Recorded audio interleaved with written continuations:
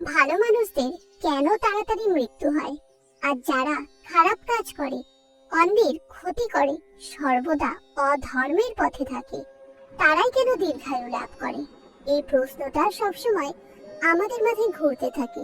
আসলে আমাদের আয়ু কতটা হবে, কতদিন আমরা এই পৃথিবীতে জীবিত থাকব, তা আমাদের জন্মের পূর্বেই নির্ধারিত হয়ে যায়। আমরা যা কর্ম করি না কেন, মৃত্যুর পর তার ফল আমাদের ভোগ করতে হয়। কর্ম অনুযায়ী মৃত্যুর পর আমাদের স্থান হয় স্বর্গ অথবা নরকে। আর এই কর্মফল ভোগ করার জন্য আমাদের বারবার জন্ম নিয়ে পৃথিবীতে আসতে হয়। যখন আমাদের কর্মফল ভোগ সম্পূর্ণ হয়ে যায়, তখনই আমাদের আত্মার মুক্তি ঘটে। মানুষের জীবনে 5টি বিষয় তার জন্মের আগে থেকেই নির্ধারণ করা হয়ে যায়। আর এই 5টি বিষয় নির্ধারণ করা হয় মানুষের পূর্বজন্মের কর্মফলের ভিত্তিতে। এর মধ্যে প্রথম হলো জন্ম।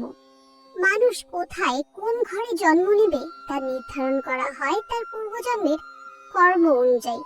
পূর্বজন্মে যে যেমন কর্ম করে, সেই কর্ম অনুযায়ী কারোর জন্ম হয় খুব ধনী পরিবারে, কারোর বা মধ্যবিত্ত, কেউ আবার গরিব হয়ে জন্ম নেয়। কেউ কেউ এমন ঘরে জন্মায় যেখানে ধন সম্পত্তি থাকলেও তার কোনো সম্মান থাকে না। কেউ কেউ তো আবার আপনজনের ভালোবাসা থেকেও বঞ্চিত হয়। কেউ কেউ জন্ম থেকেই হয় পিতৃমাতৃহীন। দ্বিতীয়টি হলো বিবাহ। অনেক ক্ষেত্রে এমন হয়, কোনো ব্যক্তি যাকে বিবাহ করতে চায় তার সাথে তার বিবাহ হয় না, অন্য কোনো অপছন্দের মানুষের সাথে তার বিবাহ হয়ে যায়। আবার কারোর কারোর ক্ষেত্রে পছন্দের মানুষের সাথে বিবাহ হলেও সে তার সাথে সুখে থাকতে পারে না। এইসবই হয় পূর্বজন্মের কর্মের জন্য। তৃতীয় হলো আর্থিক অবস্থা। কর্ম অনুযায়ী সকলের আর্থিক অবস্থা সমান হয় না। কারোর কাছে প্রচুর ধন সম্পত্তি থাকে, কেউ পূর্বপুরুষের সম্পত্তি লাভ করে, কারোর আবার দুবেলা দুমুঠো পেট ভরে খাওয়ার মতো আর্থিক সামর্থ্য থাকে না। কেউ প্রচুর পরিশ্রম করে, বিনিময়ে উপযুক্ত পারিশ্রমিক সে পায় না। আবার কেউ কেউ অল্প পরিশ্রম করে সফলতা পেয়ে যায়। কারোর আবার অনেক অর্থ সম্পদ থাকলেও সেই সম্পদ সে হারিয়ে ফেলে। কারোর ভাগে হঠাৎ করে ধন প্রাপ্তি হয়। এই সবই হলো পূর্বজন্মের কর্মের ফল। চতুর্থ হলো বুদ্ধি। সকল মানুষের শারীরিক গঠন একই রকম হলেও কেউ জন্ম থেকেই হয় বিদ্বান, কেউ আবার মূর্খ।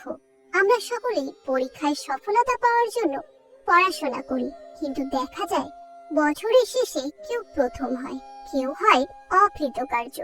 যার বুদ্ধি বেশি, স্মরণ শক্তি ভালো, সে পরীক্ষায় ভালো ফল করে। আবার জন্ম থেকে কেউ হয় অতিরিক্ত চালাক, কেউ বা বোকা, আবার কেউ সরল সাদাসিধা। এইসবই পূর্বজন্মের কর্মের ফল। পঞ্চম জিনিসটি হলো মৃত্যু। প্রতিটি মানুষের মৃত্যু কবে, কোথায়, কিভাবে হবে তা তার জন্মের পূর্বেই নির্ধারণ করা হয়। কার মৃত্যু কত তাড়াতাড়ি হবে, কে দীর্ঘায়ু লাভ করবে, এইসবই আগে থেকে নির্ধারণ করা হয়ে থাকে। তবে ইহজন্মের কর্মের ভিত্তি করে তা একটু দীর্ঘায়িত বা সংক্ষিপ্ত হয়ে যায়। এবার আসি ভালো মানুষের মৃত্যু কেন তাড়াতাড়ি হয়ে যায়, ভালো মানুষের সাথে কেন খারাপ হয়, খারাপ মানুষ কেন ভালো থাকে। বন্ধুরা, আমরা প্রায় একটা কথা শুনে থাকি যে ভালো মানুষদের ভগবান তাড়াতাড়ি নিজের কাছে ডেকে নেন। কিন্তু ভালো মানুষেরই তাড়াতাড়ি কেন মৃত্যু হয়? আসলে পূর্বজন্মের কর্মের ফল ভোগের জন্যই আমাদেরকে এই পৃথিবীতে জন্ম নিতে হয়। আমাদের আয়ু কতটুকু হবে, কতদিন আমরা এই পৃথিবীতে বসবাস করব, তা আমাদের জন্মের পূর্বেই নির্ধারিত হয়ে যায়।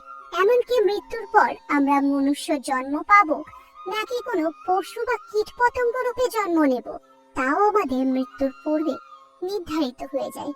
পৃথিবীকে বলা হয় মৃত্যুলোক। ভগবান অপ্সরাদেরও নিজের কর্মফল ভোগের জন্য এই পৃথিবীতে জন্মগ্রহণ করতে হয়েছে। তারা এই মৃত্যুলোকে জন্ম নিতে চায়নি, কারণ এখানে জন্ম নিলে জীবকে নানা রকম দুঃখ, কষ্ট ও যন্ত্রণার মধ্যে দিয়ে যেতে হয়। কিন্তু এই মৃত্যুলোকে যারা জন্ম নেয় তারা একসময় এর মায়াজালে আবদ্ধ হয়ে পড়ে, আর এই পৃথিবী ছেড়ে তারা যেতে চায় না। আমরা অনেকেই বলতে শুনি, মানুষ খালি হাতে পৃথিবীতে আসে এবং খালি হাতেই পৃথিবী থেকে চলে যায়। কিন্তু 5টি জিনিস আছে যা মৃত্যুর পরও তার সঙ্গে যায়। প্রথমটি হলো মানুষের কর্ম। মানুষ জীবিতকালে এই মৃত্যুলোকে যেমন কর্ম করে, তা ভালো হোক বা খারাপ, তা তার সঙ্গেই যায়। দ্বিতীয় জিনিস হলো ঋণ। ঋণ কখনোই মানুষের পিছু ছাড়ে না। মৃত্যুর পরও নরকে এই ঋণ তাকে শোধ করতে হয়, কিন্তু সেখানেও সেই ঋণ শোধ হয় না। ফলে এই ঋণ শোধের জন্য পুনরায় তাকে পৃথিবীতে জন্ম নিতে হয়। এই কারণেই বলা হয় জীবনে কখনো কারোর কাছে কোনো ঋণ করা উচিত নয়।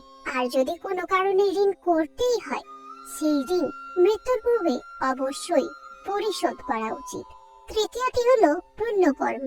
অনেক সময় এমন হয় আমরা কোনো বিপদে পড়ি, তখনই হঠাৎই কেউ এসে আমাদের বিপদ থেকে উদ্ধার করে, বা কোনো জিনিসের আমাদের প্রয়োজন হয় যা কোনোদিন আমরা পাবো আশাই করিনি। আকস্মিকভাবে আমরা সেই জিনিসটি পেয়ে যাই। এর কারণ হলো পূর্বজন্মে আমাদের করা পুণ্য কর্ম।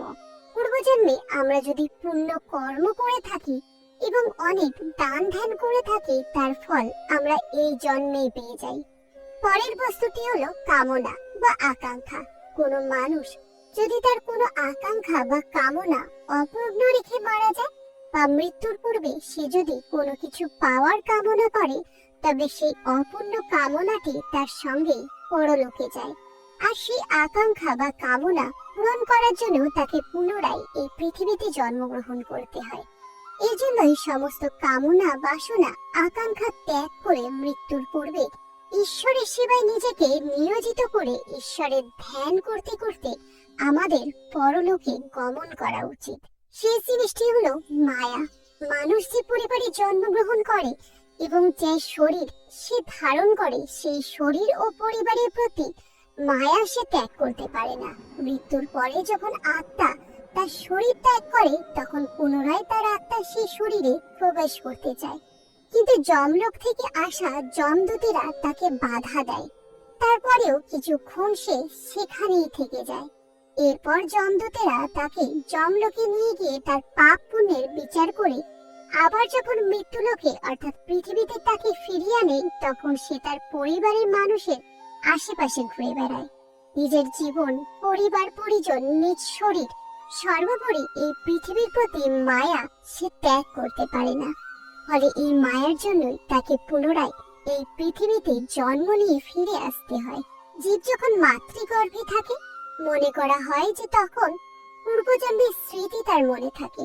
সেই সময় সে পূর্বজন্মের ভালো ও খারাপ কর্মগুলির কথা মনে করে ঈশ্বরের কাছে এই প্রার্থনা করে, জন্মের পর সে আর কোনো রকম পাপ কর্ম করবে না। জন্মের কিছুকাল পরও সেই স্মৃতি তার সঙ্গে থাকে, কিন্তু মানুষ যত বড় হতে থাকে তার সেই স্মৃতি বিলুপ্ত হয়। ফলে মানুষ পুনরায় পাপ কর্মে লিপ্ত হয় এবং সে এই জন্ম মৃত্যুর মায়া জালে পুনরায় আবদ্ধ হয়ে পড়ে। মানুষ তার পূর্বজন্মের কর্মফল ভোগ করার জন্যই এই পৃথিবীতে আসে।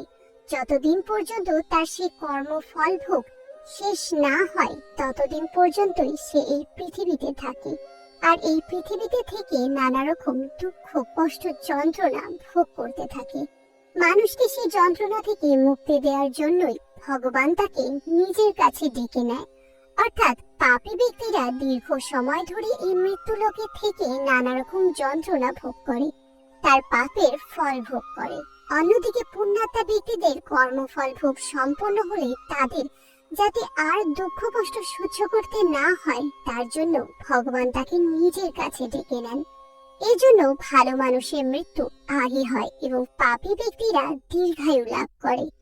এখন একটি ছোট্ট গল্পের মাধ্যমে জানাবো ভালো মানুষের সঙ্গে কেন সর্বদা খারাপ হয়, আর খারাপ মানুষের সাথে কেন ভালো হয়।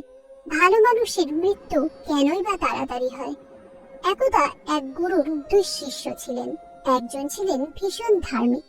তিনি সর্বদাই পূজা অর্চনা করতেন, অসহায়দের সাহায্য করতেন এবং সর্বদা খাদ্য গ্রহণের পূর্বে ভগবানের নাম জপ করতেন।